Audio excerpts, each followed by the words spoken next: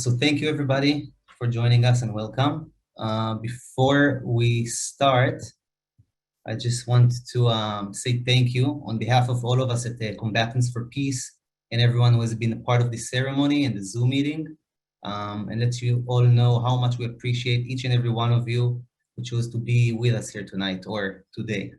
Really, really a big thank you from all of us.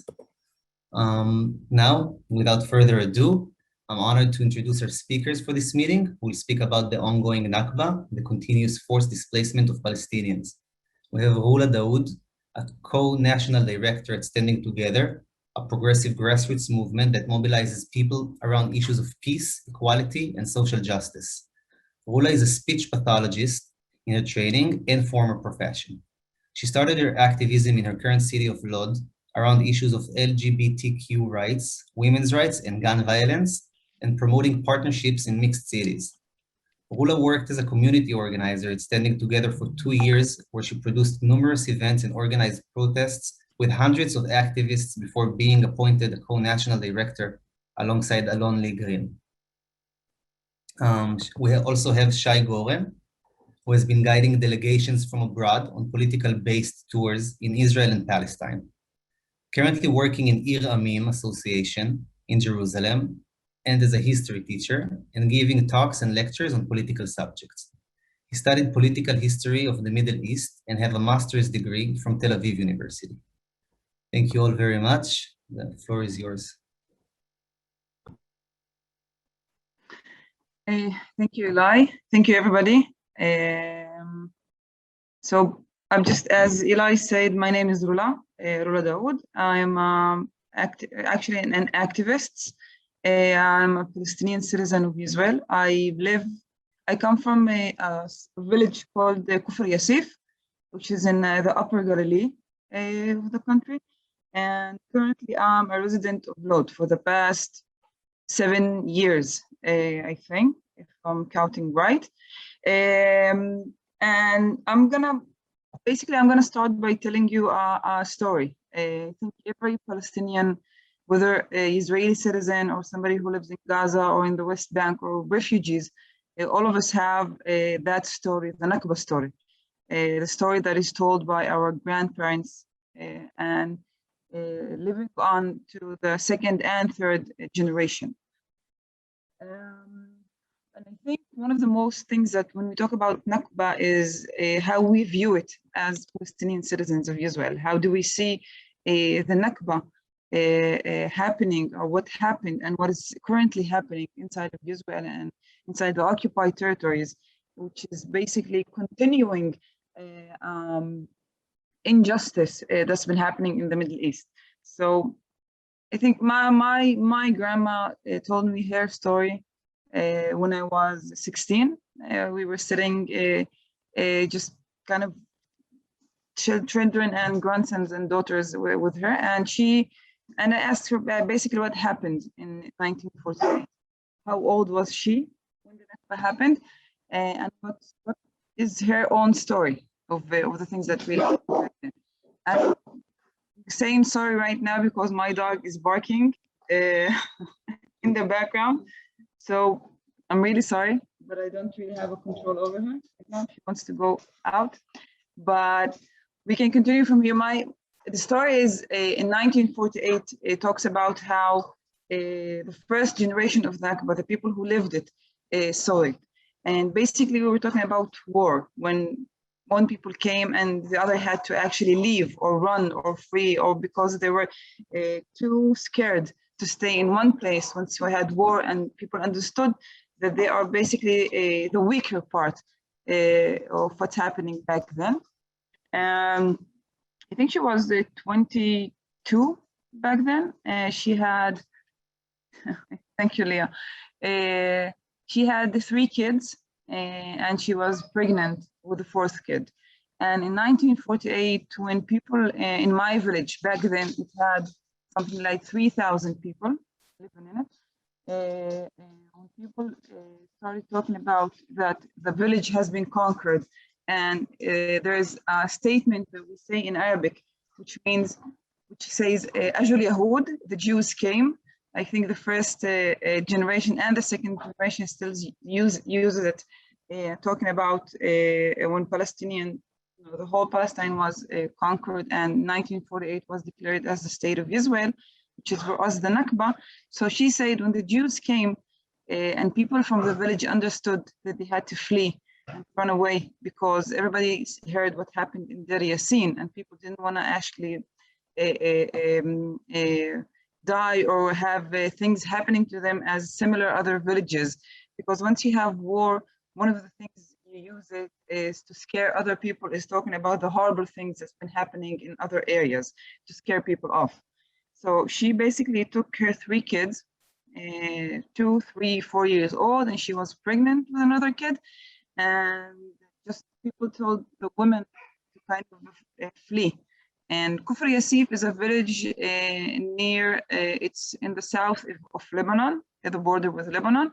And the first idea was actually to flee to Lebanon. And we ask for asylum or see what's going to happen after it.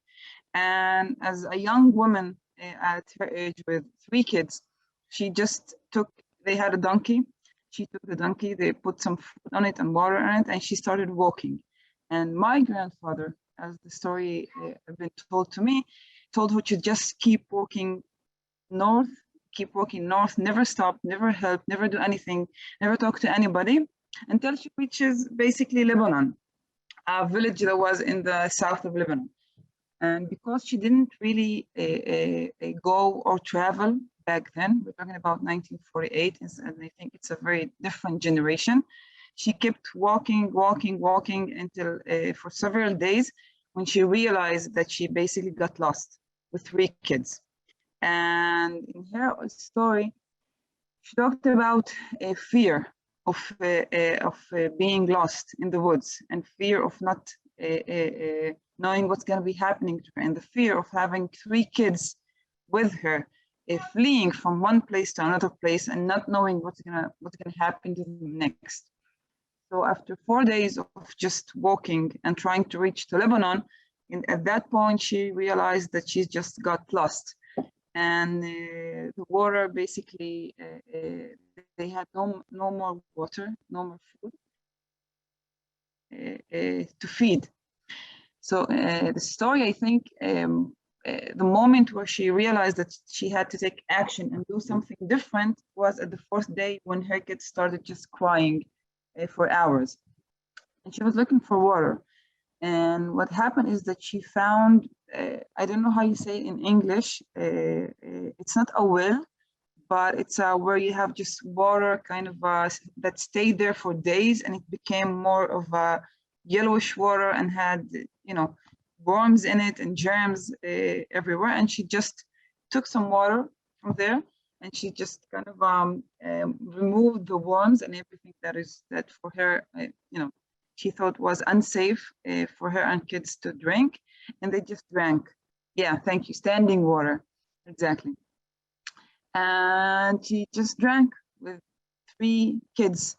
And from that point, she decided that she's not going to be leaving their own place, and that she's going to stay. And doesn't matter what really happens, at the end, she's basically staying at the same place and waiting for something to happen. She didn't really know what's going to happen, but she decided to just stay and not keep moving on, because it was, she knows she just got lost, and she doesn't know if she's gonna meet any enemies, if it's the correct direction to Lebanon, where she's gonna be, where it is gonna lead her to with 3 kids. And at the 7th day, after a week, 4 days walking and marching, and 3 days staying at the same place, and she said that she heard people coming towards her, and she saw basically military people from the British mandate and the British Army that was still in Great Palestine, and people looking for kind of refugees or other people who flee from villages from up south, north, because some of the villages took the basically raised the white flag, and they said, we're not going to fight anymore, and you have just occupied us, and we surrender. And so the army with the I think the priest, to our own story, that we had in our village, and other religious people found, basically came to an understanding that we can bring back the people that we can find to your village, and if you raise the white flag. That what happened. So my grandma took her a week in the wilderness with no food, 4 days with no food, no water, with 3 kids, just wandering around until basically people came looking for her and other people and bringing her back to her village. And what she said is that when she came back to the village, there were many trucks loading and unloading other residents of the village and people from Kufr Yasif.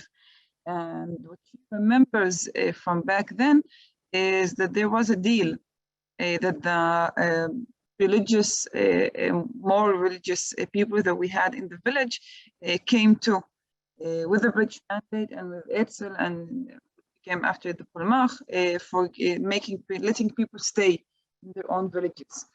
But after the 1948, the stories that we hear from our grandfathers and our fathers and mothers is the stories of living in under martial laws inside of Israel. So the continuancy of what happened of the Nakba back in 1948 and until martial laws was in Israel, and understanding that you are a different kind of citizens, a different kind of nation who's living in a country that just occupied, you got occupied by another nation, is very constant. We are reminded of it every day, and it's not just by the stories of our fathers and grandfathers, but I think it's there because of the circumstances and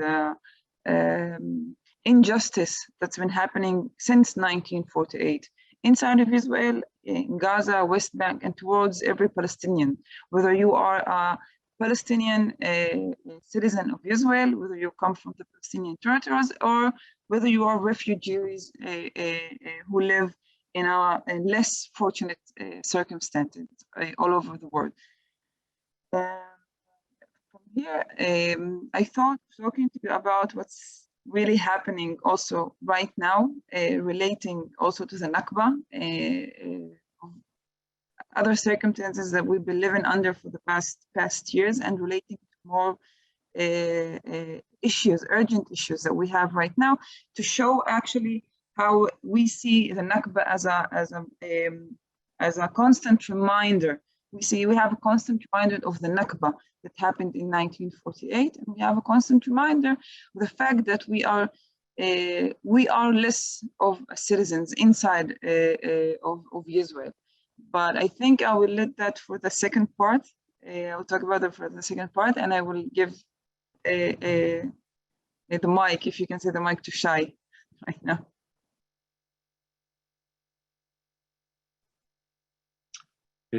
Hi, everyone. Hi, Rula. Thank you very much for sharing your story.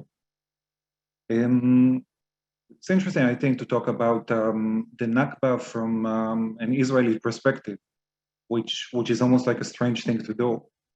But this is still what I'll attempt to do in this next session.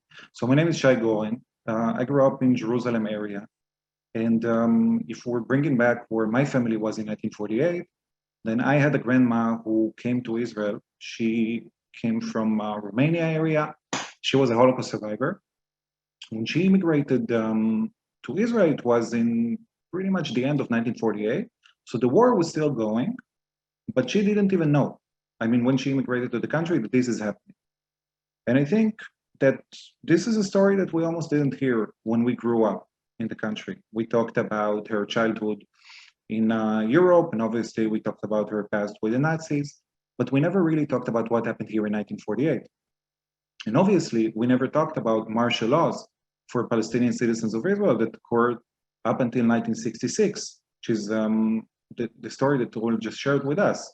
And I think the fact that we can grow up in one region, I mean, my hometown and Rula's hometown or maybe an hour and a half, 2 hour stop, I mean, when you drive them consecutively, and you had such, I mean, different past and also present when you grow up in the same country under different laws or under different ways or tactics that the government is treating you.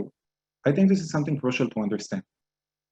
And what I'd like to focus on these very few short minutes that I have with you is the question of why is it so difficult for Israelis to hear about the Nakba?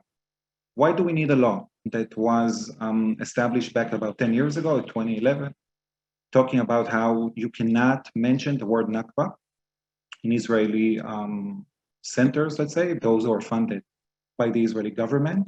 So what is the big fear? That is maybe the question. I mean, obviously it happened. We call the same war under different names. And if we call it the War of Independence, then we focus on the fact that we won. And the Palestinians are decided lost. I mean, there's no question about it when we come to address the subject. It's an immediate thing. And still, this is something that's very difficult for the Israelis to hear and to discuss. And I think without trying to solve that or to touch that, I think this is something that will just not disappear from our life. Because obviously the Nakba is such a tremendous part of Palestinian history, there's no question about that. And the question is, how do we engage Jewish Israelis into talking about that? And I think what we need to do is a process of trying to touch this subject. And the first thing we need to do is to try to also understand the Israeli narrative when it comes to 1948 specifically, and when it comes to maybe the fear the Israelis have. And many times when you bring it up to Israelis and you talk to them about Palestinians and Palestinians' existence and what would happen if the Palestinians would establish independence in 1948, then there's a great fear from the Israeli side, and that fear is a fear of a society, talking about the Jewish society, that was a victim, right? It's a fear of victimhood. People were victims for so many years historically. And still, I think this is something we need to listen to and not just to abolish and to say, you know, Jews were the strong side here in 1948, and to go to the numbers of the groups fighting. Obviously, we have to touch those things as well. But we need to understand this point. Later, I think we need to understand and deal with the argument of 1948. And the fact that, yeah, this was a war and massacres happen on both sides. And this is something that, you know, Israelis always bring up when they're talking about that. Ilan Pape also talked about it in the ceremony. I mean, the professor, the historian. And they're talking about the question of who suffered in 1948. It's a part of a process of war. It doesn't make it right, obviously, but we do need to listen to that. The question is what happens after that, after we touch the story of 1948. And I think one of the best examples is the story of the Palestinian refugees. Because when you bring it to Israelis, many times the question and what the focus on is the question of why did the Palestinian refugees leave? And that goes to specific reasoning from each side. There were cases that Palestinians were forced to leave. There were cases that were massacres. There were cases people were feared. There were cases that the Israeli army told them to leave and they could return after a couple of weeks, which didn't happen. And there were cases that Palestinians themselves, the leadership, decided that they cannot stay anymore. But what we fail to understand or even to ask ourselves is what happened next. Okay, the Palestinians left, they were evicted, they were deported. Were they given a right to come back? Were they given a right to go back into their homes? And I think this is a major question that we fail to see. By not taking that, we're trying to pretty much throw the responsibility to the Palestinian leadership at the time. And to say the Palestinians lost the war and they chose to leave and not take any of what we had at the time. Yes, obviously people left their homes. People were also evicted from their homes. But the fact that people could not go back into these homes is what makes a big difference here. And this is also the question of what's happening since 1948. What's happening to the property that the Palestinians refugees have left behind? A third of those refugees were people that lived in Israel after 1949 and after 1950. And due to an Israeli law called the absentee property law that was was established in 1950, they lost their homes, although they are living, and still many of them are living within the country. We're talking about a third of the Palestinian refugees. These are the internally displaced persons from the war of 1948. How did we address such a subject if we focus on, what exactly happened in the war and who chose to leave and who didn't, when people actually lived here without receiving any right to get back their property? Mentioning that, I think one of the subjects that will come up today, and no, Hula also want to talk about it, is Sheikh Jarrah. And we'll go more specifically into that in just a couple of minutes. But Sheikh Jarrah is kind of a classic example of trying to stick into the Israeli laws that are happening nowadays without really understanding what was the history of those families and refugees at the time. And taking tours to Sheikh Jarrah with Israelis, often we get a question, right? People are asking, how could it be that you're saying that Sheikh Jarrah is problematic if the Israeli law system, right, the Israeli courts have decided on the evictions of those 28 Palestinian families? That is a major thing. The fact that there was a war, the fact that the war had sides maybe, is not good enough of a reason to take homes from one side and to give those homes for a different side. I think one of the examples of what we can talk about happened about 2 weeks ago, when the Polish government passed a bill, or on the way to pass a bill, that prevents Jews from getting back property that was theirs before, let's say, 30 years or more. So 1940s and 1950s, 1930s, they can't go back to that property. For Jewish Israelis, this was outrageous. They can't believe, how could it be that people cannot get their property from 70 years ago, when it's very obvious for many Israelis that they can take property of Palestinians and also Palestinian refugees still happening nowadays. This is a big story.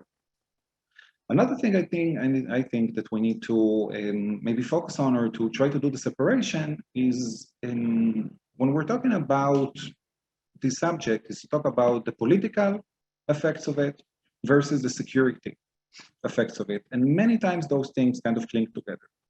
And I think one of the best examples for that happened about a week ago or 2 weeks ago, when the Israeli parliament tried to pass a bill.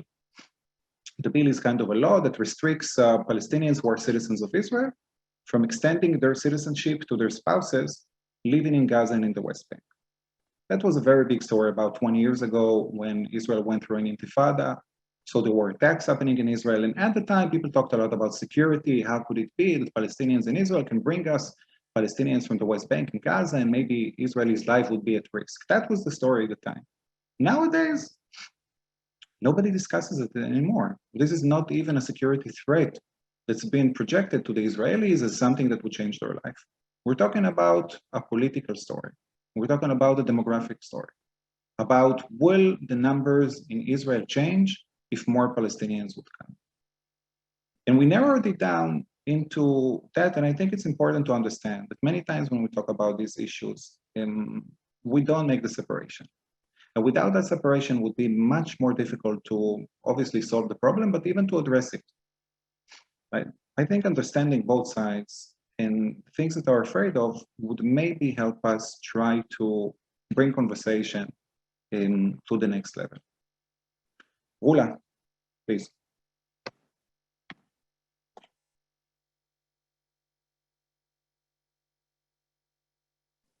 Oh, yeah. Sorry, it took me some time to unmute myself. Thank you, Shai. From the other kind of perspective, I would like to take it from here and to talk to you more about the discrimination and the laws that we have inside of Israel and the Israeli government towards different citizens that live inside of Israel and are basically Israeli citizens. I think that as a Palestinian, when we talk about the Nakba, one of the biggest parts of the misunderstanding or the difference between the narratives, or not being able to understand the Palestinian narrative by Israeli Jewish, is the fact that in so many times people forget about 1948 and forget that for Palestinians, it's not just about declaring as a country, the Israeli country, but it's also talking about what the Palestinian part actually went through, the fact that lands were taken, People were killed, people were thrown out of their homes, properties, people were not allowed to come back to their own properties, refugees that we have in millions in different other countries, and that the fear that we have in the Israeli society, and let's say more in the also in the left political Israeli society, that led the politics to talk about occupation when we talk about 1967, as if this whole land was occupied only in 1967. Now, I understand that there needs to be a discrimination, or to actually emphasize the differences between what is actually the country of Israel and what is more the Palestinian territories. But by trying for years to demolish 1948, and the outcomes of 1948 is basically demolishing the narrative of the Palestinian everywhere. Also the Israeli citizens, but also Palestinians all over the world. And this is, I think, one of the main problems that we have that doesn't really help us go forward from the point of 1948. Today, we find ourselves in a society, in a reality, after so many years of having a right-wing regime, a regime that basically works more for the settlements and understands that works for settling and taking another piece of land, another sheep, another home, destroying another place, and making what is called Big Israel a bigger country, and going back to the bigger dream of having it from one sea to another sea, actually demolishes the Palestinian narrative in it all. And one of the main problems that we are not able, basically from my own point of view, to move forward from that point is there is no recognition in the Israeli side, even in the more left parties or powers that we have in Israel, that talks about the Nakba and that understands the Nakba as a very important point in the Palestinian narrative. And that is one of the main problems actually that makes us not understand or come to a solution towards this. I don't want to talk more about refugees, and because Shai have already related to it, and I'm sure you've talked about it before our Zoom meeting right now. But what I would like to highlight for you is when we talk about Nakba as Palestinian citizens, we see everything that's happening as a consequence to that Nakba, because we still live in a regime where we can't have, as Palestinian citizens of Israel, we don't have new villages, we have no new cities, and so many villages in the south of Israel, that is Bedouin villages, have not been recognized and being demolished every day. And one of them has been demolished for the 159 times. It's called Al-Araqib, again and again and again. When we talk about North, and we talk about the new generation that's been brought up, just done with college and wants to start his own life, we're talking about a generation that doesn't really have a place to live, to build, to own, or to buy, for so many reasons, different reasons. One of them is because the government doesn't give new plans for new homes to be built in Arab villages and cities, and so on, so many examples that I can give you. But the main problem is that we live in a system where we are basically discriminated against just because we are not Jews, and just because we are Palestinian citizens of Israel. And that is without talking about what's happening in Gaza and in the West Bank. But I think the more important thing, because I love to talk more about hope in everything that we see, and because I come from a place and a movement that wants to rebuild the society that we live in, and rebuild on shared causes, by recognizing that everybody that lives here has the right to live in an honorable way, in equality and peace, and of course in justice for everybody that lives in this peace land in the Middle East.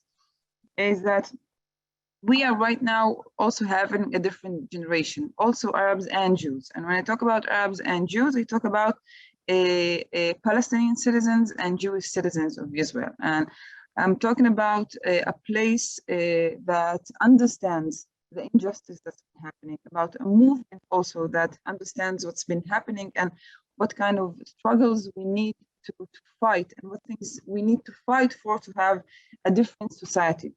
And when we look at what's happening and we see the injustices, we also see many people who go outside to the streets fighting for justice for both sides, fighting for Sheikh Jarrah, for the right of the families who live in Sheikh Jarrah to their own homes, fighting against the occupation, the ongoing occupation of 1967, and fighting for recognizing that what happened in 1948 is something that is so historical and so important for both sides that if we need to continue and work towards a different and a better future, we need to recognize what happened back then for both sides.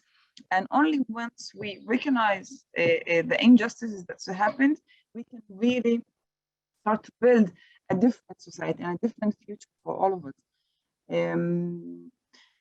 Right now, we have many struggles going inside of Israel, and I'm talking about the borders of Israel. And in so many struggles, nation, law, state, settlers taking more lands, settlements as Eviatar, where you have settlers going in and just taking another piece of land, property to Palestinians. And towards all of these injustices that we have right now, we've decided to take a stand and be more active and not passive. And we've decided to, for 5 years now, to build a movement. And the name of the movement is Standing Together, because we stand together as Arabs and Palestinians against the injustice that we've been having inside of Israel. And we try day by day to build a home, also a political home, and also a home for everybody that lives here, for social justice, for peace, for end of the occupation, for everybody. I think that it's true that it's been happening for more than 70 years, but as long as we have generations and people understanding what the history and have a perfect, clear vision of what kind of future we want in this land that we live in, I think that we still have basically hope to do more and to try to better the situation that we live in, but also without denying the reality that we live in and the reality that differs between citizens of the same country, and giving more privileges to one side and less rights for the other side. Shai? I agree with you, Rola. I think that if there's one thing we have to do is to try to focus on anything hopeful that we can do. And when it comes to the organizations, I think both Standing Together and Combatants for Peace, that's the focus of those organizations, trying to bring or to have peace-building events and actions and activities that both Palestinians and Israelis, or Palestinian citizens of Israel and Israeli Jews, will take a part of. And that is why I'm personally in the movement, why I think it's important to do that. And I think some things that are happening could be kind of seeds of hope when we're talking about that. Even when we're talking about the new government, which is a subject that, I mean, really you can take 1,000 opinions of why is it bad and why is it troubling. The fact that we have a discourse that's enabling Palestinian citizens of Israel and Israeli Jews to sit together under the same desk of one government and to discuss those topics, I find great hope in that. And same goes for every time that we see more people come and protest against such acts, or to those examples that Rola discussed. And one good example is obviously Jerusalem, which is always kind of on the line. The families in Sheikh Jarrah will have their next court hearing in August 2nd. which means that we are looking at major demonstration that would happen at the 23rd of July. We'll do a tour before that demonstration. If anybody is here and would like to join us, we'll do another major demonstration at the 30th of July. And those demonstrations are bringing to me hope personally. We're seeing, obviously, first and foremost, it's the local residents of Sheikh Jarrah who are leading those protests. Then we see, of course, Palestinians who are coming from all over the country. So Palestinians from the West Bank, from the north part of Samaria, from Tulkarem and Kalkilia a couple of days ago on Friday in the demonstration, Palestinian citizens of Israel from throughout the country, and Israeli Jews who are coming from both Jerusalem and outside of that. I don't know if this will be enough to push away those evictions, but this is a struggle that's not new. It's been going on for more than 12 years. So we're hoping to bring enough international pressure to try to change that. We assume and maybe know that due to the pressure that happened in 2009 when Secretary of State Clinton has addressed this subject a couple of times and talked about it with the Israeli government, the eviction stopped at least for 8 years during the Obama administration. And this is something obviously that in any talk that we'll do in the last, I don't know, couple of months or weeks, we're asking our friends abroad to write to their congressmen, to their congresswomen, and to try to change that reality. We're trying to bring up, of course, those topics, but we're also asking for help from anybody around us. That's what I wanted to say. Hula, do you want to add something, or are we going to questions? What's your thought? Well, I think we can talk about the Nakba and the occupation for so many hours. But yeah, I think it's an issue that has too many things to relate to. But I think that since we are 40 minutes to the session, then maybe we can take a couple of questions. And I'm gonna look at the chat.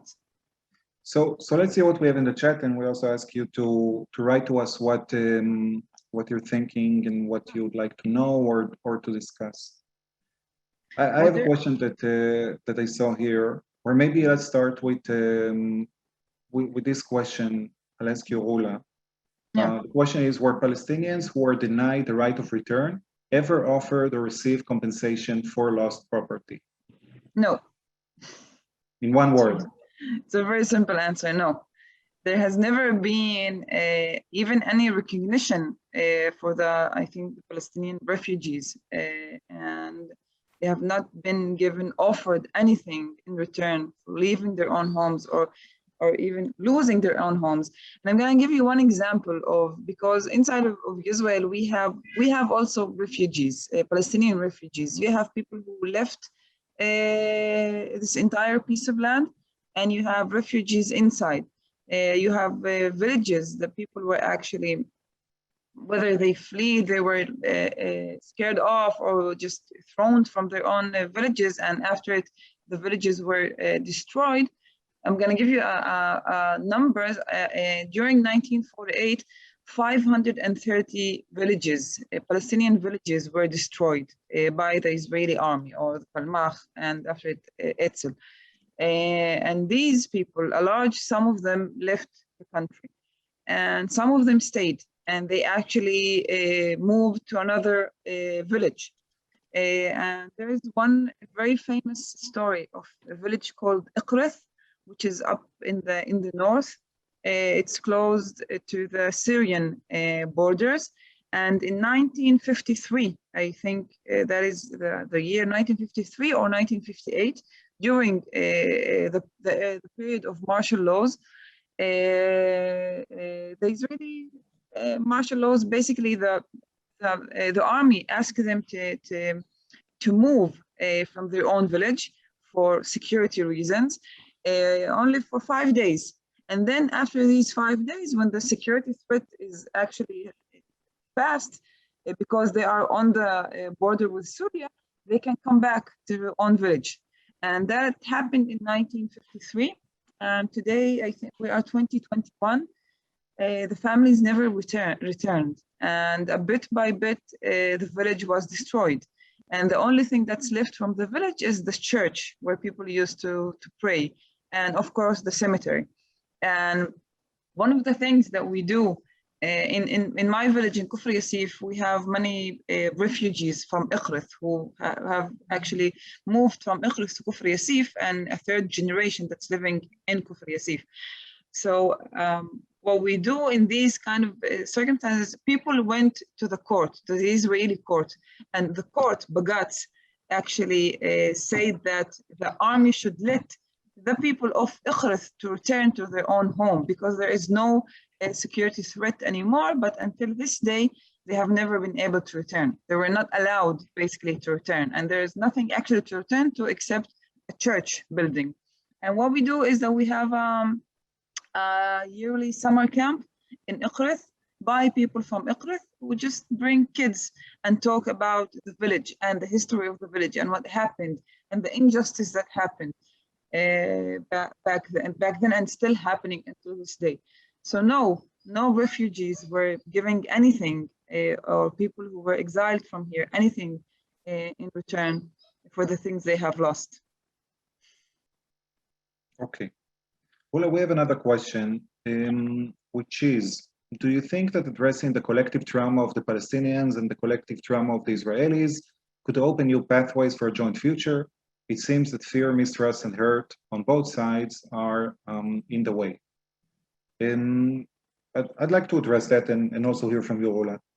But I think one of the major things that we're seeing the last couple of years is maybe a change for that is the ceremony that we have every May in Combatants for Peace, which is a joint memorial ceremony, which is a big part, I think, becoming a big part of Israeli culture already, but I'll try to explain. So since many years ago, a couple of decades, we have every year a Memorial Day. It's one of two Memorial Days that this country has. And this Memorial Day focuses on the soldiers who lost their life to defend Israel or just being in the army. It doesn't have to be that they died in combat. These are very big ceremonies. Many Israeli Jews go to those ceremonies, and there is a big, it's in the mainstream collective memory, let's say. And what Combatants for Peace tried to do a couple of years ago is to have a shared ceremony that will discuss not only the loss and the trauma of the Israelis, but also of the Palestinians. In the first couple of years, I think it was more difficult to find people that would join the ceremony. But before COVID, I mean, the last ceremony we did before COVID was 2019. We brought, I think, 9,000 people to Hayalkon Park, a major park in Tel Aviv. And that turned to be the biggest ceremony that the Israelis attend. And you could have Israeli extremists that would stand in the entrance and spit at people coming in and swear them. And I mean, a lot of shit would happen. And still, we would see a change in that. More people know about it and more people hear about it. And the idea that we can ask or share trauma or share the past and future with people who live amongst us, I think it's not as different anymore, which is a major change. So that obviously is bringing hope, and I hope that could also progress for us. Ola, how are you? Do you want to take another question? Yeah, I think, yeah, because we don't have Go ahead. much time. Okay.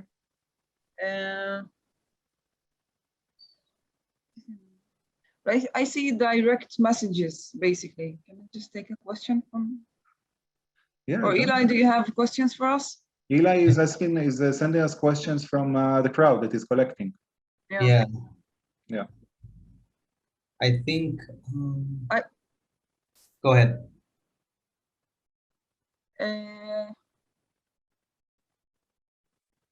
There's a question.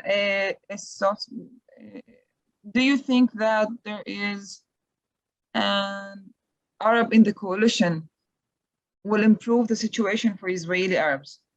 Well, I think there's the question before that. It seems to me that it is up to Jewish citizens to mobilize in large number and stand up to the Israeli government, demanding a change in such overwhelming numbers that the government must act. It seems to me it has to be the Jews in Israel. Sorry. Do you think that there is an Arab in the coalition that? Okay, so I'm gonna answer that question from our point of view of an activist, of a grassroots activist, basically, and this from a point of view of a politician in the coalition, because I believe in action, and I believe in action that comes from people, from the streets. And that is basically the reason that I found in the grassroots movement that I'm in a political home. Back in 2015, when there was it's called the Intifada Tasakanim, the knife Intifada, and you had too many violence, so much violence in the streets everywhere, basically. And it was very hard to find hope in Israel, and it was very hard to see where the left is, because for so many years, the left, when we talk about politics, the left parties have been they kind of ignored what's happening in the field, and they stopped organizing and mobilizing people for different reasons. One of them is basically because the left had become weaker and weaker, and the right regime has become stronger in the past 15 years. But what we did back then is that we actually refused to accept a reality that says that there is no hope and we can't do anything. And a bunch of people just kind of gathered in one room, and there was Jews and Palestinian citizens of Israel, and we organized together, and we chose to actually fight against the occupation and against the violence, for peace and for freedom. And we started making demonstrations, such many demonstrations that we had in 2015. And from that point, we basically started to grow as a movement and build power. And from 2015, where we were 30 people who just kind of gathered in one room, today we are close to 3,000 people and members in one grassroots movement. And the numbers that we have is 60% towards 40%, 60% Jews and 40% basically Arabs in one movement. So we have the power, we can be the power, and the power is in our numbers.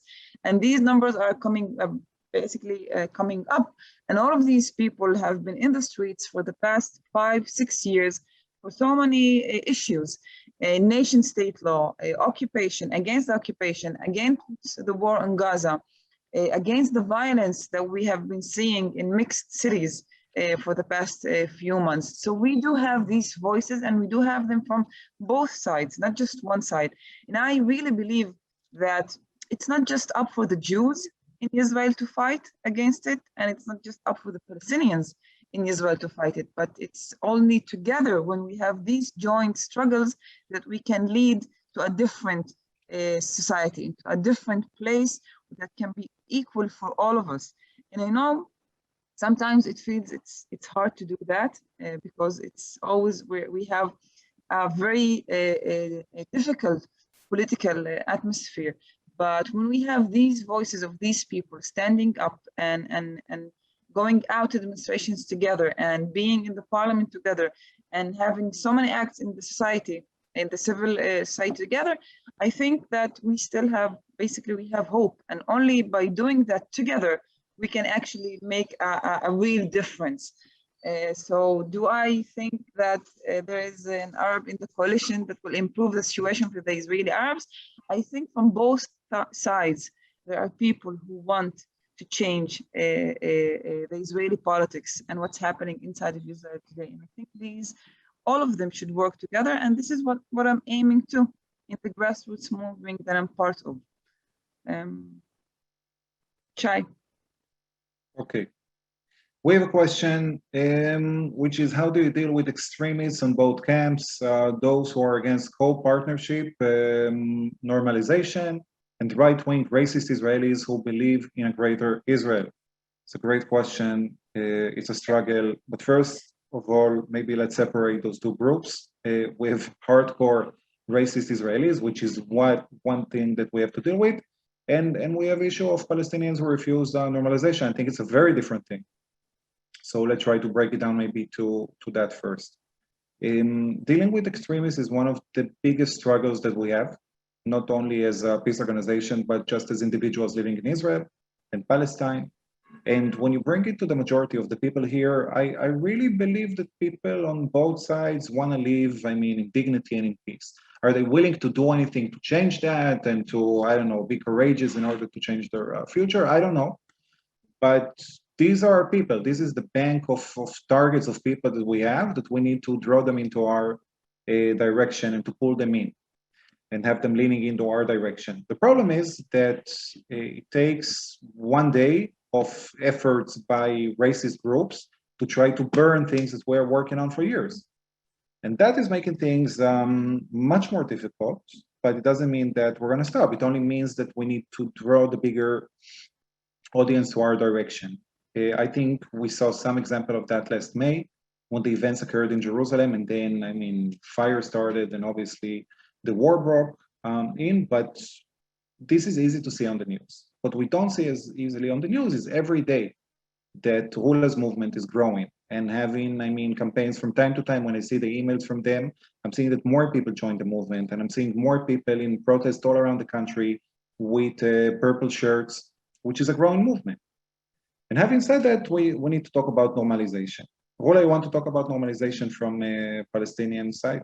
Yeah, well, I think talking about normalization, it's a bit difficult when we talk about normalization, because I think that people who do not live inside of Israel as Palestinian citizens of Israel, they see things in a different way. When we talk about normalization, it's basically talking about me being able to watch Palestinian artists going to concerts by Palestinian artists who come from Ramallah, seeing art in Beit Lahem, a gallery who comes from Beit Lahem to inside of Israel to show its own work. And these are, like, you know, more simple examples of the daily life that we have in here. Talking about normalization, it's easier for somebody who is not living inside of Israel, because it's very easy to take one side. But as a Palestinian citizen of Israel, it's very difficult. It's very hard, and it's not easy, because I am an Israeli citizen and I'm also a Palestinian. And none of these, both of them kind of contradict in many aspects, but these two identities are part of my whole identity that really so many times become as a conflict. But for me, normalization is a daily life, and it's different from another point of view, from a Palestinian who's living in Gaza or who's living in the West Bank, where normalization becomes more of a political statement. But for me, normalization is basically a daily life, because I live with Jews, I work with Jews, I eat with Jews, I go out with Jews, and still I have friends who live in Ramallah, and I have friends who live in Jenin, and I have friends who live in Nablus. So it's easier to talk in the more broad concept of it, and it's much harder and complicated when we look inside. And that is my own point of view. But when we talk about somebody who's living under occupation right now in Gaza or in the West Bank, I could really understand when them not wanting to actually normalize relationships with Israel as a nation that is occupying them. So I think it's different realities in each and every side, and it's much more complicated than a one sentence or just one idea. Just like the reality that we live in, basically. We have a question. I'll try to maybe sum up some of those questions together. It's asking about, will the groups that we are a part of consider either a combination of two-state solution or binational state or confederation? Could we see that as an option for solving or for changing the future? I think that anybody who's involved in peacemaking in the region wouldn't take anything off the shelf, let's say. So we aspire to have a shared society here and one in the future that everybody has equality and has freedom to express themselves the way they want, in a national way, in an individual way. And how to achieve that, I think, is something that people are open to hear. So the majority of both Israelis and Palestinians, when you ask them for the last 25 years or so, the majority of them, right, over 50%, said that they would support the two-state solution. And about 20 years ago, I think it sounds like something that's more, maybe, I don't know, going to happen. In the last 10 years, we hear less of that, and people are talking about, you know, one country for all. I think most activists are okay with any of the options as long as people are living in inequality and people have freedom. Yeah. How to get to that, I think, is just, it's a question of a, I don't know, a platform of how to do that. And another question we have is, what can people at home do? Those watching us from outside of the country and from overseas. It's an important question, and I think we have to discuss that. First of all, we're trying to bring attention to a lot of the things that we're doing. We know that having that attention only throughout Israel is not enough. We so far didn't find enough Israelis, both Jews and Palestinians, to work together on these kind of solutions. So we are asking for outside of help. And that would be addressing the subject. That would be interfering when possible. That would be supporting the organizations, which is a big thing that we need. This is writing letters to the Congress, as I said, and trying to bring pressure into changing the reality here. But we're asking you to be a part of that. And we think it's not just about the people who are living here. It's a universal thing. Human rights are universal. It's not only a question of Israelis and Palestinians. And the fact that some Palestinians, or majority, right, talking about millions, that cannot vote in the Israeli election system, right? They live in the Palestinian territories and they're under the Palestinian Authority, but still, they are also living in some ways under Israel and under the occupation. So how do you solve that without trying to find some hope and help, maybe from the outside?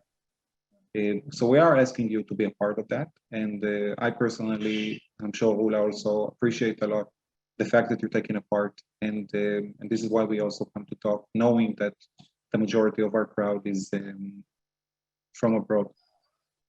Rula, I think this is most of the time that we have. So we need to start to wrap up. Yeah, I think we have, Eli, we have 2 minutes to basically wrap up. Yes. So, yeah. Just what Shai said is basically hearing us and bringing the word and the acts of so many organizations that we have here, such as Combatants for Peace, Peace Now, Standing Together, is a very important and crucial thing to do. When other people hear the voices that you have inside of Israel who are talking about peace, equality, it makes a change for all of us. And of course, thank you very much for being with us for the last hour. And you can actually look us up, also Standing Together and Combatants for Peace, Iramim, and you can see what we've been working on for the past year. And we've been working on for the past years, basically. So thank you so much. Eli. Thank you, everybody. Yeah, thank you so much to Rula and Shai, who dedicated their time and spoke brilliantly about this difficult subject. And thank you for everybody in attendance who also dedicated their time. And it means a lot to us here on the ground that people from outside support us and take part in our cause. So thank you for everybody. We really, really appreciate it. One last thing, I just posting in the Zoom links to feedback surveys on the ceremony that would help us, and some social media links that you are welcome to follow. Combatants for Peace, Standing Together, Iramim. We're all on all social media platforms. Yeah, please help us and support us. Thank you so much to everybody one last time, and have a good night or a good rest of your day. Thank you.